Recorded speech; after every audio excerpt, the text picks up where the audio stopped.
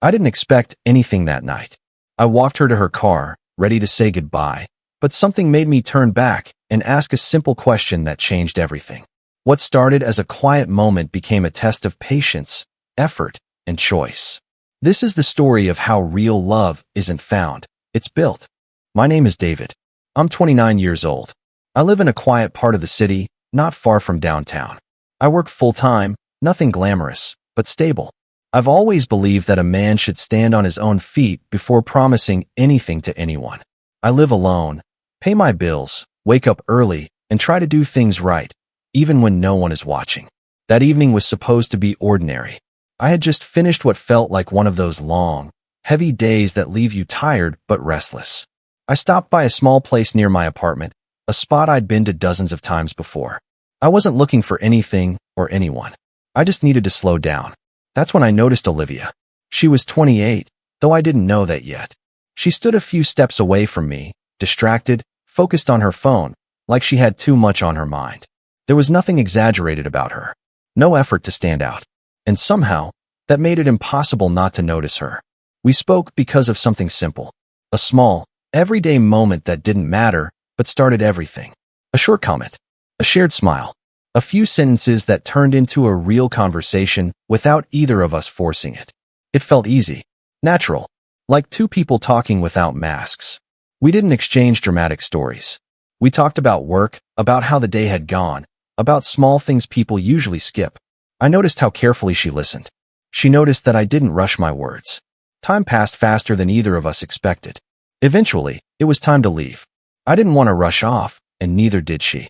So when she headed outside, I walked with her without thinking too much about it. The parking lot was quiet, the air cooler than before. We slowed our steps without saying why. When we reached her car, there was a pause. That moment where conversation ends, but something else lingers.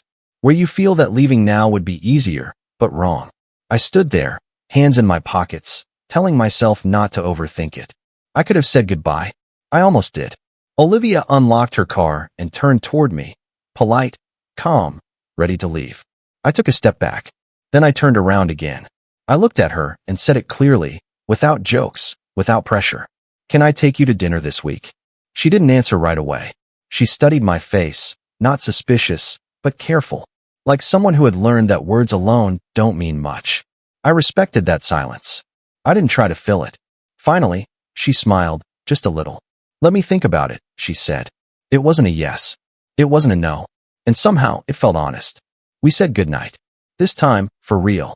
I walked away feeling unsure, but strangely calm. I hadn't tried to impress her. I hadn't promised anything I couldn't keep. I'd just been myself. That night, I realized something simple but important. Real feelings don't arrive loudly.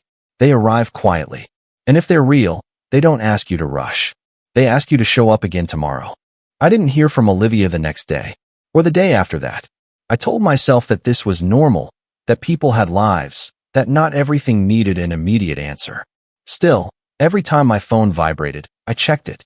Not with hope, but with attention. On the third evening, her message finally came. She wrote simply. She said she'd thought about it. She said dinner sounded nice. We agreed on a place that didn't try too hard. A quiet restaurant with warm light and simple food. The kind of place where people went to talk, not to be seen. I arrived early. Not because I wanted to impress her, but because I didn't want to rush. I sat there, watching people come and go, reminding myself not to build expectations. One dinner didn't mean anything yet. And that was okay. When Olivia walked in, she looked the same as before. Natural, calm, a little guarded, but present. We hugged briefly, the kind of hug that respects space. She thanked me for the invitation, and I could tell she meant it. Dinner was unforced. We talked about work first, about schedules, small frustrations, the reality of trying to balance ambition with peace. She told me she liked structure. I told her I liked consistency. Neither of us pretended to be more than we were. There were pauses in the conversation, but they weren't uncomfortable. We let silence sit when it needed to.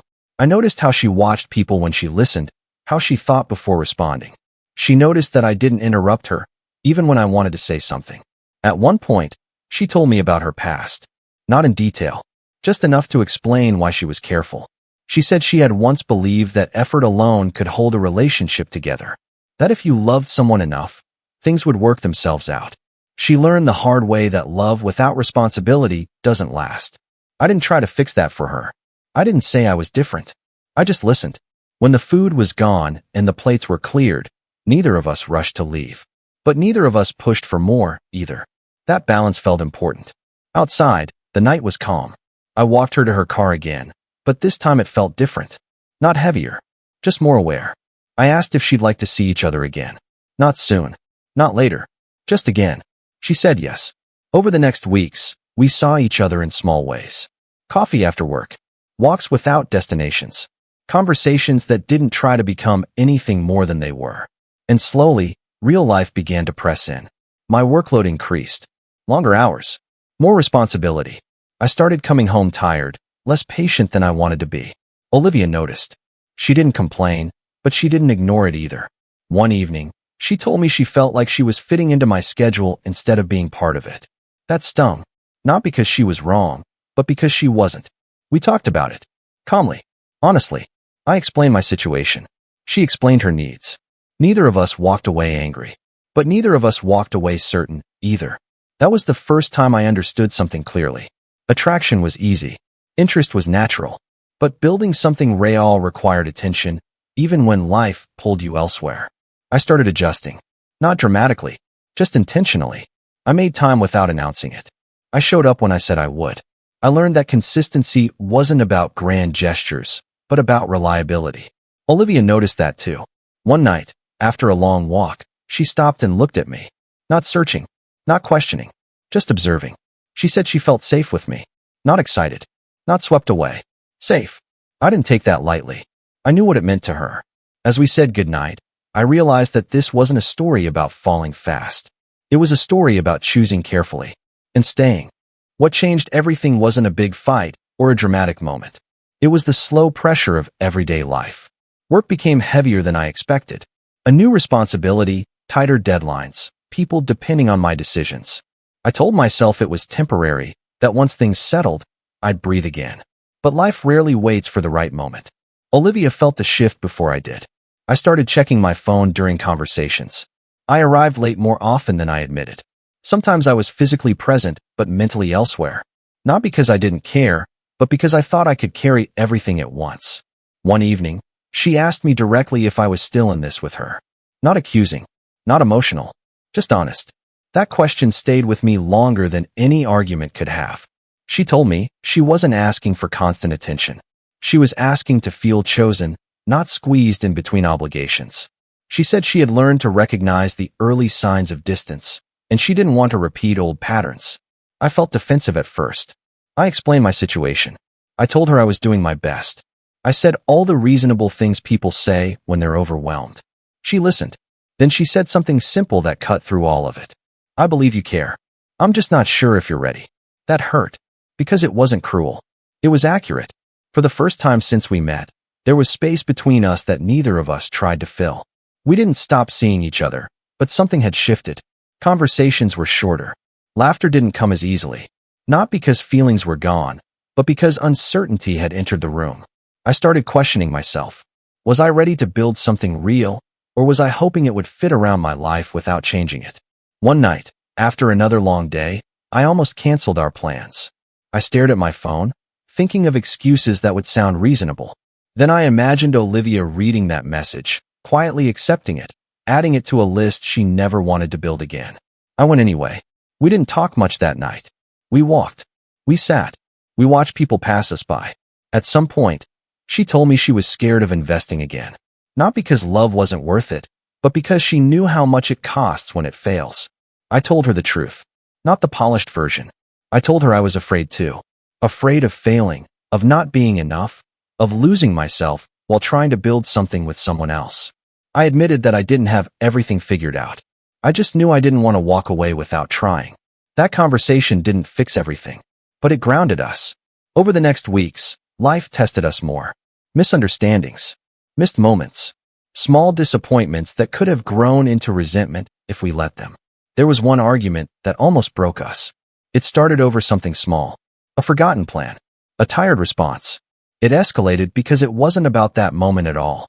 It was about expectations, fears, and the question neither of us wanted to ask out loud. Are we moving in the same direction? Voices stayed calm, but emotions didn't. Olivia told me she needed consistency, not apologies. She needed actions that matched intentions. I told her I was trying to learn how to do that without losing balance. That night, we didn't say goodbye the way we usually did. No warmth. No reassurance. I went home unsure if I'd pushed too far or not far enough. The next day, I didn't text her to smooth things over. I didn't try to explain. Instead, I changed something real. I rearranged my schedule. I delegated what I could. I made room, not just in words, but in time. When I told her what I'd done, I didn't present it as a sacrifice. I presented it as a decision. She didn't respond immediately. Then she thanked me. Not excited. Not relieved. Just sincere. Slowly, trust began to rebuild, not as something emotional, but as something practical. We learned how to argue without threatening the connection, how to pause without pulling away, how to say difficult things without trying to win. I realized that love wasn't asking me to give up my life. It was asking me to shape it differently. By the end of that chapter, nothing was perfect, but something was solid. We weren't holding on because of attraction anymore. We were staying because we were choosing each other, even when it was uncomfortable. And that choice felt heavier than words, but also more real than anything I'd known before. The calm that followed our last argument wasn't relief. It was awareness. We both knew that something fundamental had changed.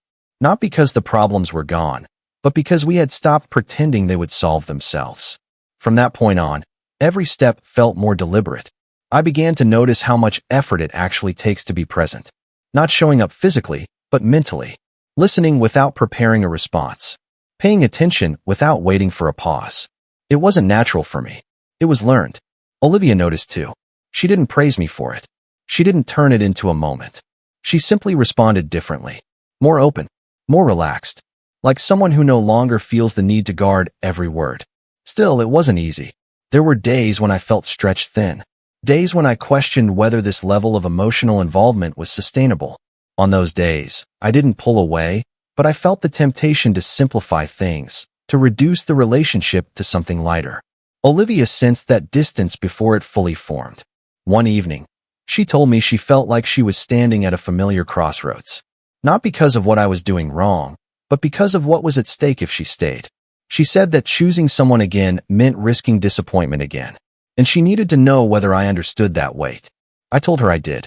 But more importantly, I showed her. I stopped avoiding difficult conversations. I didn't postpone them for better timing. When something fell off, we addressed it while it was still small. Sometimes it led to tension. Sometimes it led to silence. But it never led to neglect. At some point, Olivia shared parts of her past she had never fully explained before. Not dramatic stories, just patterns. How she had once built her life around someone who slowly withdrew. How she had mistaken patience for love. How she promised herself she would never again stay where she felt alone. I listened without interrupting. Without defending myself. Without saying I wasn't like that. Because this wasn't about comparison. It was about understanding. She also asked about my fears. Not casually. Directly. I told her I was afraid of losing control over my life. Afraid of failing at both love and responsibility. Afraid of promising stability before I was completely sure I could provide it. I admitted that independence had always been my safe place. She didn't see that as a flaw. She saw it as something that needed to be integrated, not erased. That conversation marked a turning point. We began talking about the future in practical terms. Not dreams, not timelines. Logistics. Values. Expectations. What family meant to each of us. How we handled stress. How we wanted conflict to look when it inevitably came. Those talks were not romantic, but they were grounding. There was one night that stood out more than others. We were sitting together after a long day, not talking much. I could feel her leaning into the comfort of silence instead of escaping it. At some point, she said something simple. She said she was tired of surviving relationships. She wanted to build one. That sentence stayed with me. Building meant effort. It meant compromise. It meant sometimes choosing the relationship over comfort, without resentment. It meant consistency when passion wasn't carrying the weight. I realized then that love wasn't asking me to change who I was. It was asking me to decide who I wanted to be with someone else. From that moment on, we stopped testing each other. Not in the sense that challenges disappeared, but in the sense that neither of us was waiting for the other to fail. We stopped keeping emotional score. We stopped protecting exits. Instead, we focused on alignment. There were still disagreements, still moments of frustration, but the tone shifted. We argued to understand, not to win. We apologized faster. We forgave slower, but deeper. One evening, Olivia looked at me and said she felt chosen. Not because of grand gestures, but because of consistency. Because I stayed engaged even when it was uncomfortable. Because I didn't disappear when things got complicated. I told her that choosing her didn't feel like losing something else. It felt like anchoring. By the end of that chapter, we weren't talking about forever. We weren't making declarations. But we were standing on something solid. Something earned. We didn't fall into love blindly. We walked into it with open eyes. And for the first time, that felt strong enough to carry us forward. There was no single moment when everything suddenly felt finished or complete. What we had didn't arrive with certainty. It arrived with repetition. Days turned into months. Ordinary days. Work, responsibilities, fatigue, quiet evenings. The kind of time that either erodes a relationship or proves it. We moved forward slowly, but deliberately. At some point, Olivia started leaving small things at my place. A book, a sweater, a toothbrush she didn't comment on. I noticed, but I didn't rush it. I understood what those details meant to her. They weren't convenience. They were trust. Living life together exposed us in ways dating never could. She saw me tired, distracted, unsure. I saw her anxious, overwhelmed, emotionally closed on difficult days. There were still disagreements. Still moments when one of us pulled back instinctively. But something had changed fundamentally. We no longer questioned whether the other would stay. We talked about building a family long before we made any decisions. Not romantically, practically. Where we would live, how we would handle money, how we would support each other when one of us struggled. Those conversations were not always easy, but they were honest. And honesty created stability. There was a moment when Olivia admitted something she had never said out loud before. She said she had always feared ending up in a relationship that looked good on the outside, but felt lonely on the inside. She said she was afraid of choosing safety over connection.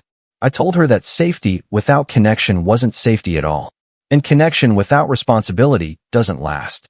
That was when we realized we were talking about the same future. Eventually, we made the decision to live together. Not impulsively. Not as a test. As a commitment.